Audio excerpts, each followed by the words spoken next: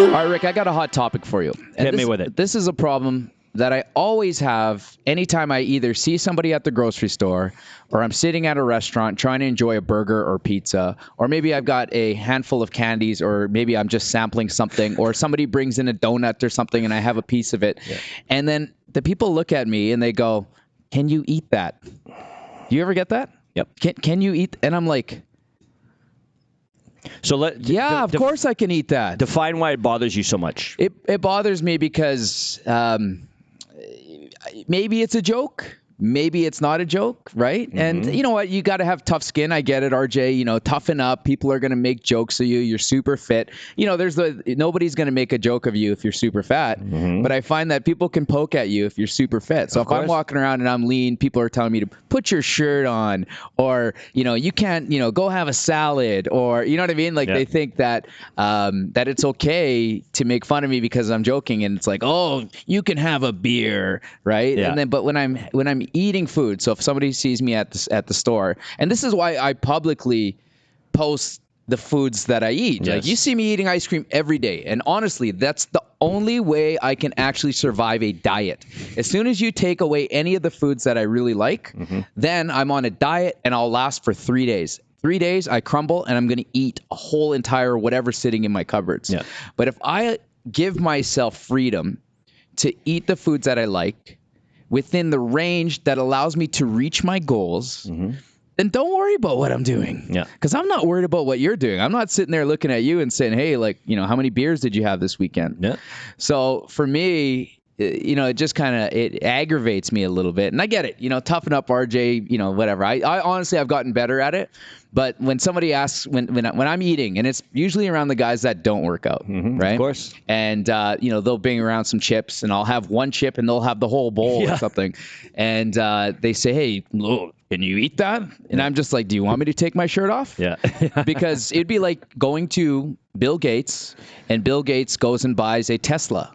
And they're like, hey, Bill Gates, sure you can afford that Tesla? Yeah. And Bill Gates is like, of course I can. Yeah. Don't worry about it. Right. That's usually the passive-aggressive response to their own insecurities. Yeah. And that can relate to any situation, just like you said. It can be money. It can be fitness. You know, it can be like, oh, it must be nice that you can fill in the blanks. That's right. Must be nice. Like somebody just dropped all of this awesomeness on you, all this money on you, or dropped your great house on you. I put no work into it. Exactly.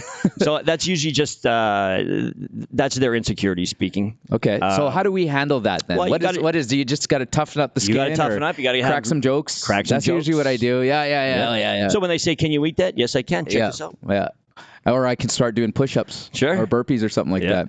That's generally how I handle that. Best thing to do is always to have a good comeback line. So that's what we should focus on, is the comeback. So that can really help people in all the areas of the life. I'm thinking about a guy that we know, and he was getting teased on the work job. Remember?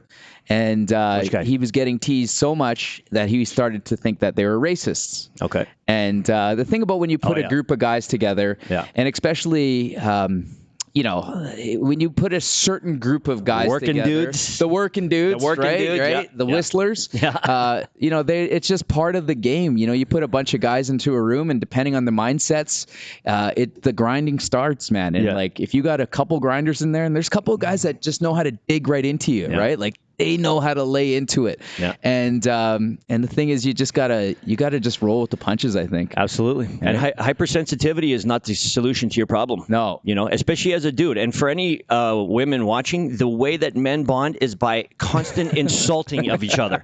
That's how we love each other. Women hug it out. They talk about how pretty you are inside and out. Yeah. And guys are like, you look fat today, or whatever, right? But that's what shows love, right? You know, so the other day I was Jesse always does these challenges with me. You know me, I always have to be challenged. And this one is probably one of the most extreme ones that I'm doing. So I'm doing a 16-hour fast. So it goes, here's my days. So it's 5 days, 16 hours, 20 hours, 16 hours, and then 2 days of no eating. 48 straight hours. 48 straight hours.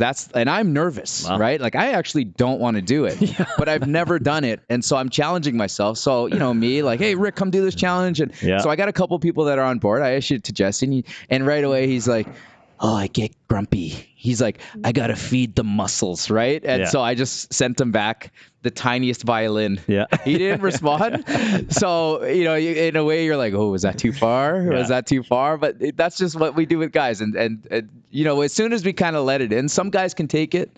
Some guys can't take it. And those who can't aren't our people. And those who can, those are our people. It's very hard. It's very hard to filter that kind of stuff out. And I get it. There's a line between being positive enforcement, meaning, hey, I'm joking around. Like, come on, Rick, you can do it. You can do it. Versus like, Rick, you're weak. Get the hell out of my face. Like there's a fine line between the two. I think the loving insults has to be in person, though. Yeah. Or at least voice to voice. You cannot. Yeah. Can't do it online. You can't do it by text. Oh my God. GIFs are good. You know what? Rick is probably one of the only guys that still calls me, right? Because we've learned that as soon as we make something and we read it wrong, right away it goes to a phone call. And so Rick is one of the only guys. And when people don't phone call, if I send you a message and you don't get it right away, or you send me a message and I don't get it right away, I often say, listen, I don't understand. I straight up say that.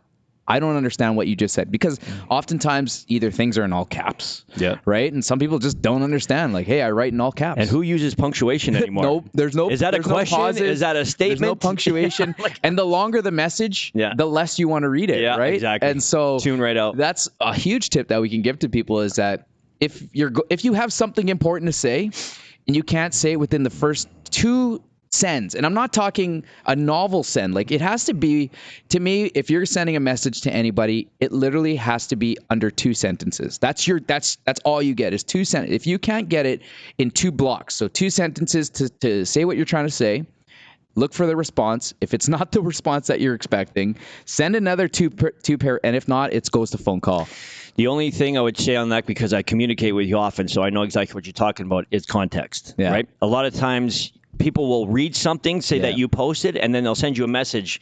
You have no idea that they just read your post, and that's what they're associating it to. So you don't know what the context is. So I always like to say, if you're going to message me, say, in regards to Instagram post, and then fill in the blanks. Then I know what the hell you're talking about. No, that's so true. That's so true. Otherwise, it's blank. A lot of times, because I've got tons of social media content out there, like we're constantly posting air fryer stuff, or we're constantly coaching about coaching or whatever it might be, CSP, and I just assume I know everything because people give me no context when they message me.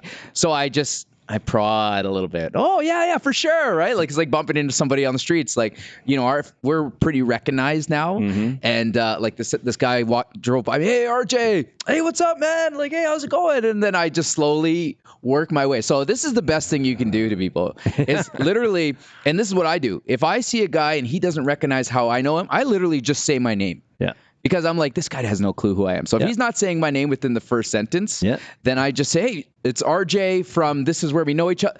And then it lights up. So just be helpful to the other person. If you want to actually have a conversation with somebody, hey, Rick, how's it going, man? And Rick looks at me. He's like, yeah, RJ, Fit Club, the coach, the workout guy. Remember? Yeah. Oh, yeah. Sorry, man. Yeah. Right? And so, like, just help people out. That's tough skin, because on the flip side of that, people will be like, oh, hey, how's it going? And they'll just sit there and be like, let's see if you remember me.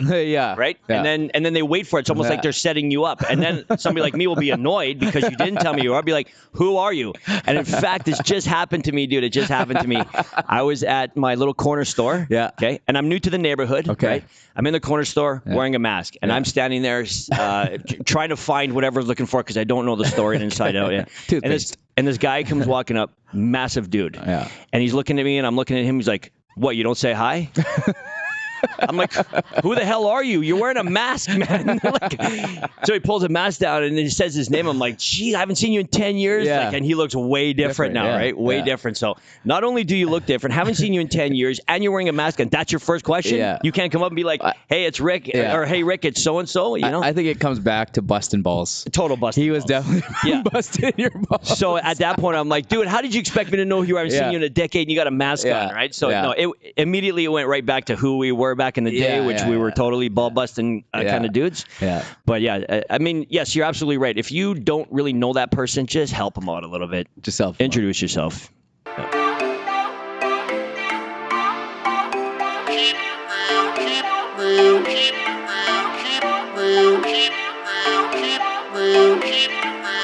Keep keeping it real.